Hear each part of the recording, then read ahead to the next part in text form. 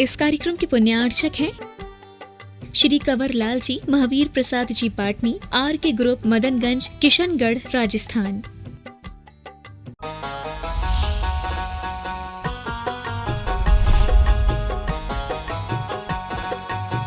आप कहाँ से आए हो, कहाँ जाओगे, क्या कर रहे हो, क्या सोच रहे हो, क्या सोचोगे? आपने कितने कितने जन्म पहले कहाँ कहाँ गुजारे हैं और आगे भी आपका फ्यूचर क्या होने वाला है, वो सब जो है जिसके माइंड में नहीं, जिसकी आत्मा में जिस सब कुछ दिखाई दे रहा हो, वो क्या कहलाता है? वो भगवान है। उसी को हम जिन कहते हैं, उसी को हम अरहत कहते हैं, उसी को हम वीर कहते हैं, उसी को हम बुद्ध कहते हैं, उसी को हम ब्रह्मा कहते हैं। समझ में आ रहा है? और जब ऐसा भगवान आपके सामने होगा तो आपको किसी से कुछ भी कहने की जरूरत नहीं, सोचने की जरूरत नहीं, बस उसके अंदर ये जिन भाव होना चाहिए, और उस जिन की जो हम बात मानेंगे तो हम भी जैन कहलाएंगे। तो जैन कौन होता है? जो जिन के मार्ग का अनुसरण करता है उसे जैन कहते हैं। ठीक है ना? और जिन किसे कहते हैं? जिसने राग द्वेष कामादिक जीते वही जिन है। ठीक बात? अगर हमने अपने मन में ऐसे लोगों को अपना आदर्श बना लिया तो हमारे अंदर अपने आप अच्छे विचार, अच्छी फीलिंग अपने आप आने लगेंगी। समझ आ रहा है? हम थकते किनसे हैं? जब नेगेटिव लोग हमारे आदर्श बन जाते हैं तो हम उनकी याद करके तो थकेंगे, लेकिन जब ऐसे व्यक्ति हमारे आदर्श बनेंगे तो इनकी याद करके हमारे अंदर जीने का रोज एक अच्छा उत्साह पैदा होगा। समझ आ रहा है? और जब जीने का उत्साह पैदा होगा तो फिर कोई भी कोरोना, कोई भी बीमारी आपके लिए, कोई भी वायरस आपके ऊपर अटैक नहीं कर सकेगा, क्योंकि आपके अंदर क्या है? जीने का उत्साह है, और उसके साथ साथ जीतने का भी उत्साह है। क्या है? किसको जीतने का? सब कुछ जीतने का। सुन रहे हो? अब ऐसे जो जिन हैं उन्हीं को हम तीर्थंकर भी कहते हैं। क्या कहते हैं? तीर्थंकर। अभी ऐसे बहुत से बच्चे होते हैं, बहुत से ऐसा युवा वर्ग है कि जिन्हें ये पता भी नहीं होता है कि तीर्थंकर कौन होते हैं, कहां से होते हैं, कैसे होते हैं, कितने होते हैं। समझ आ रहा है? अभी आप में से कितने ही लोगों से पूछा जाए कि तीर्थंकर कितने होते हैं? कितने होते हैं? 24। और अगर ये पूछा जाए जिन कितने होते हैं, जिन कितने होते हैं, तो जिन अनंत होते हैं। समझ आ रहा है?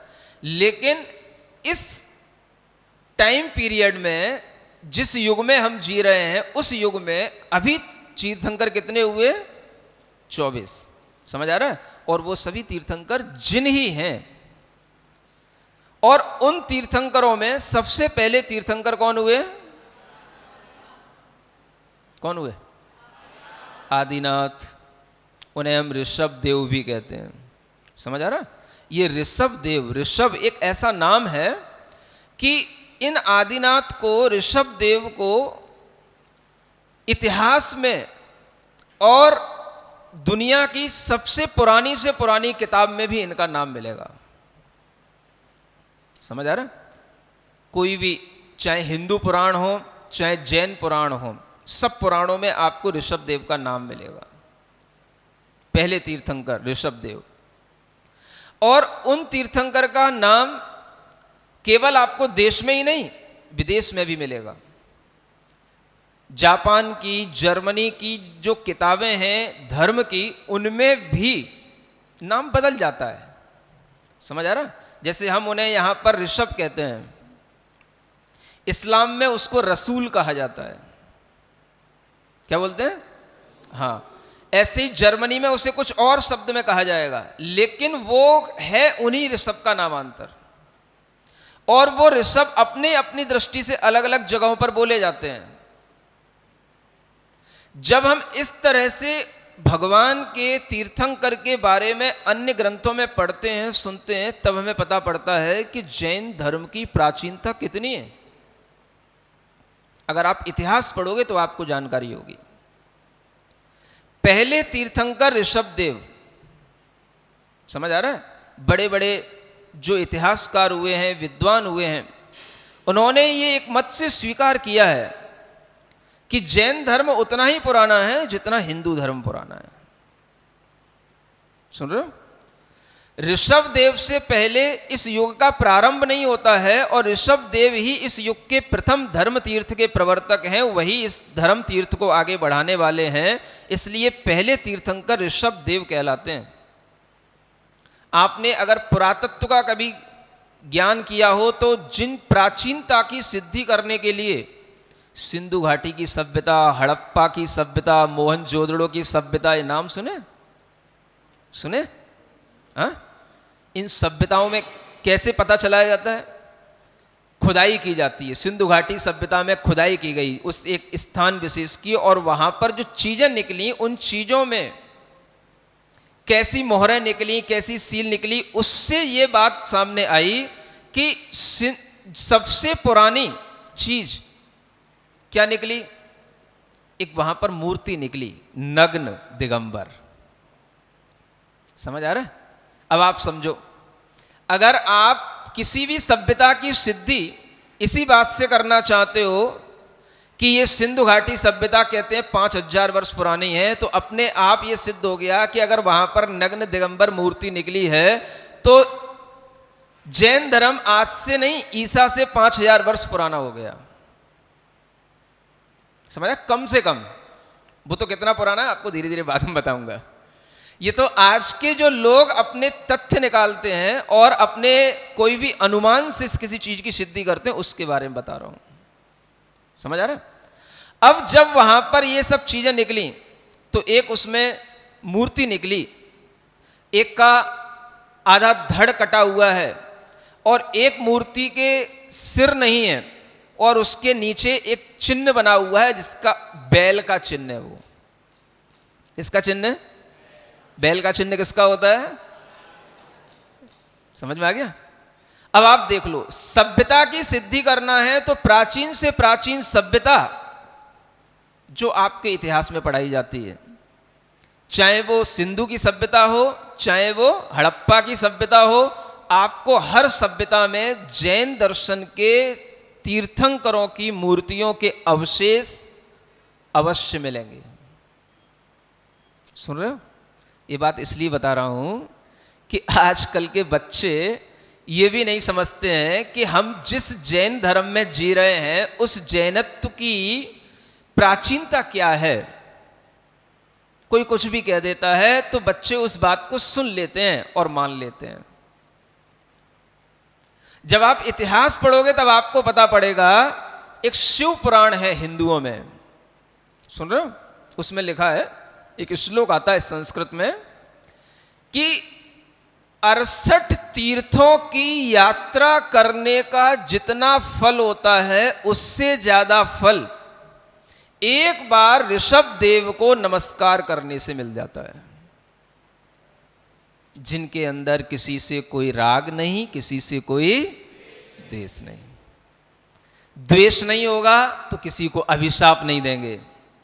अभिशाप जानते हो? श्राप। मान लो आपने भगवान की पूजा नहीं की तो क्या होगा?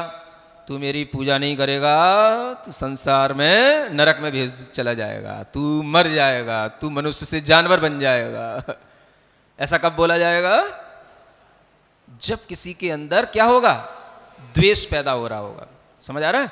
तो जिन्हें किसी से द्वेष नहीं होता, आप चाहे उनको मानो या ना मानो, उनकी पूजा करो या ना करो, उनको चाहे गाली दो चाहे कुछ करो, उन्हें किसी से द्वेष नहीं होता, किसी से हेट नहीं होती। समझो कितनी बड़ी चीज होती है। समझ आ रहा है? और किसी से राग भी नहीं होता। बहुत अच्छा, तूने बहुत अच्छी पूजा कर ली, मैं तेरे से खुश हो गया, बोल क्या मांगना है, तेरी तमन्नाएं पूरा करता हूं, है? ये भी नहीं होता। उसको बोलते हैं हम सुप्रीम लॉर्ड। क्या बोलते हैं? जो और तरीके से लॉर्ड अपने आप को घोषित करते वो तो केवल लॉर्ड हैं, और जो इस तरह से राग द्वेष को जीत करके सब कुछ जान गए वो क्या कहलाते हैं? सुप्रीम लॉर्ड, देवाधिदेव, जिन, तीर्थंकर, अरहंत, सब उन्हीं को कहते हैं।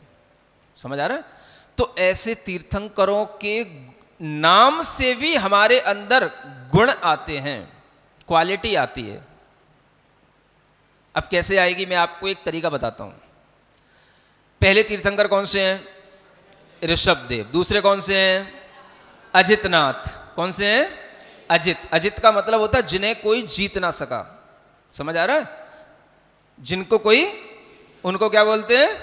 तीसरे का नाम संभवनाथ, जिन्होंने हर चीज को संभव कर दिया। चौथे अभिनंदन नाथ। अभिनंदन का मतलब होता है जो हमेशा वृद्धि को प्राप्त होते रहे। जैसे ब्रह्म बोलते हैं, ब्रह्म, ब्रह्म का मतलब ही होता है जो हमेशा बढ़ता रहे। ऐसे ही अभिनंदन माने जिसकी हमेशा अभिवृद्धि होती रहे, है ना? तो जो अपने अंदर हमेशा बढ़ते रहे, क्वालिटी जिसके अंदर बढ़ती जाए, उसको क्या बोलते हैं? पांचवें कौन से? सुमति। सुमति का मतलब जिनकी अच्छी बुद्धि हो। सु माने अच्छी, मति माने बुद्धि, ठीक है ना? छठवें कौन से? पद्म प्रभ। पद्म प्रभ का मतलब होता है जिनका पूरा शरीर पद्म के समान प्रभाव वाला। पद्म माने होता है कमल, समझा? लाल कमल, लोटस। या जब सन जब राइज होता है उस समय पर जब वो लाल रंग का होता है, ऐसी जिनके शरीर की प्रभाव, उन्हें क्या बोलते हैं? पद्म प्रभ, ठीक है ना? सातवें सुपार्श्वनाथ, है ना? सुपार्श्वनाथ की क्वालिटी क्या है कि जिनके पार्श्व, पार्श्व माने आजू बाजू के दोनों पार्ट कैसे? बहुत अच्छे हैं, सुंदर हैं, उन्हें क्या बोलते हैं? सुपार्श्व। और चंद्रप्रभ, जिनकी शरीर में चंद्रमा जैसी रोशनी हो, कांति हो, उन्हें बोलते हैं चंद्रप्रभ। अब देखो, आज हम 8 तीर्थंकरों पर एक थोड़ा सा फोकस करते हैं। समझ आ रहा है? इनका नाम लेकर के हम इनसे कुछ क्वालिटी अपने अंदर ला सकते कि नहीं? क्या सुन रहे हो? एक तो ये होता है कि आपने रट लिए, यहाँ 24 तीर्थंकर होते हैं, हमें नाम याद है, ऋषभदेव, अजितनाथ, संभवनाथ। ऐसे कुछ नहीं होता। इनसे अपने अंदर पॉजिटिव एनर्जी लाना, इनसे अपने अंदर पॉजिटिव फीलिंग्स लाना, इनकी क्वालिटी अपने अंदर लाने की, अपने अंदर फीलिंग्स बनाना, तब तो कुछ बात बनेगी। सुन रहे हो? और वो कैसे बनेगी? जब हम क्या करें? तीर्थंकरों को याद करें और याद करते हुए उनसे उनके गुणों की प्राप्ति की भावना करें। गुण चाहिए आपको? क्वालिटेटिव पर्सन बनना है आपको? अपनी पर्सनैलिटी डेवलप करना है? क्वालिटी अपनी सुधारना है? तो आपको अच्छी अच्छी क्वालिटी कहाँ मिलेंगी? मान लो आज हम 8 तीर्थंकरों से बात करें और 8 तीर्थंकरों के गुण अपने में समाहित करें, तो कैसे करेंगे? मैं आपको एक टेक्निक बताता हूं, ठीक है ना? क्योंकि जितनी भी अच्छी फीलिंग्स आएंगी, जो भी आप अपने जीवन में अच्छा कर सकोगे, वो अरहम ध्यान के थ्रू ही कर सकोगे। सुन रहे हो? हमारे साथ बोलना है। हे ऋषभदेव जिन। ऋषभ का अर्थ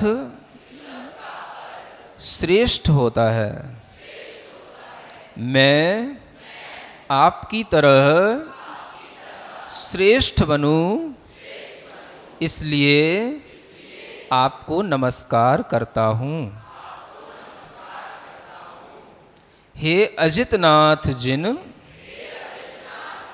मैं भी आपकी तरह अजेय बनूं, विजेता बनूं। मेरे अंदर अपने ही दुर्विचारों को, दुर्भावों को जीतने की सामर्थ्य प्राप्त हो, इसलिए मैं आपके चरणों में नमस्कार करता हूं।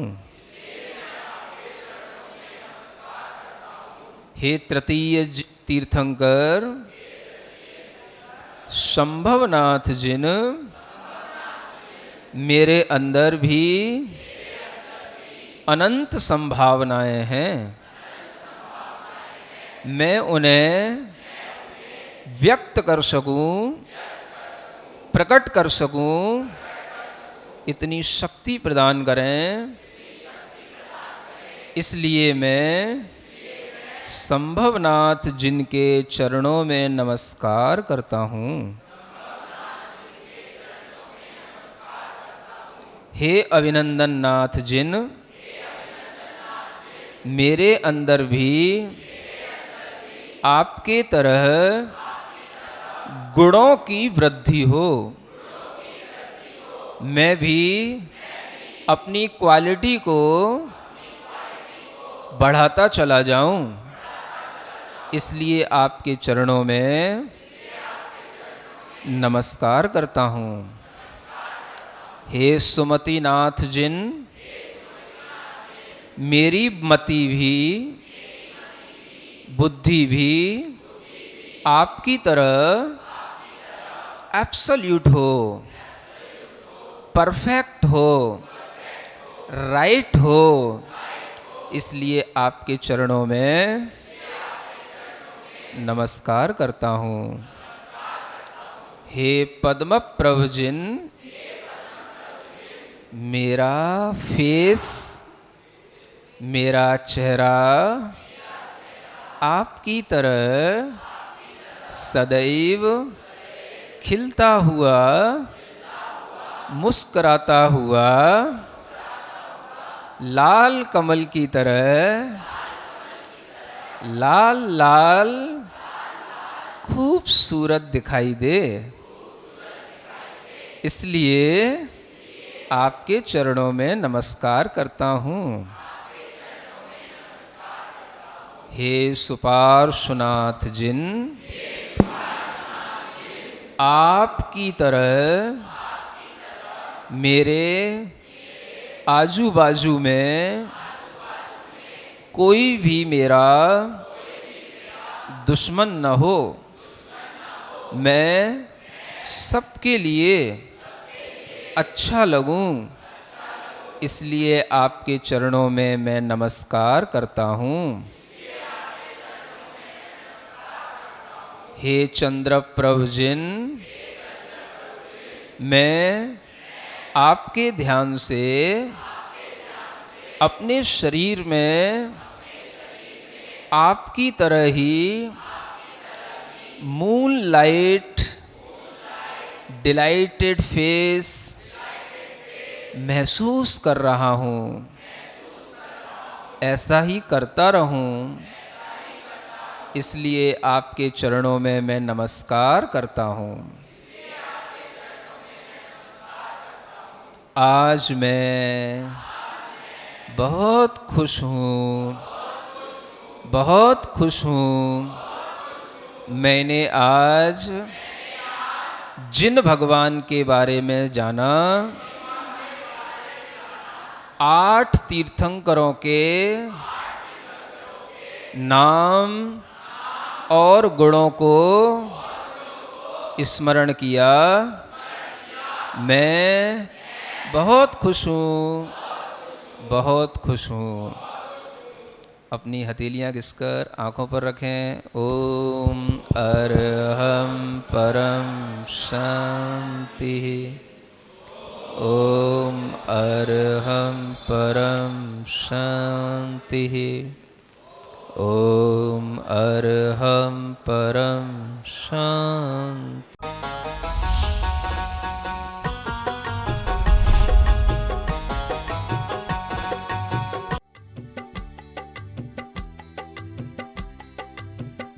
इस कार्यक्रम के पुण्यार्चक थे श्री कंवर लाल जी महावीर प्रसाद जी पाटनी, आर के ग्रुप, मदनगंज, किशनगढ़, राजस्थान।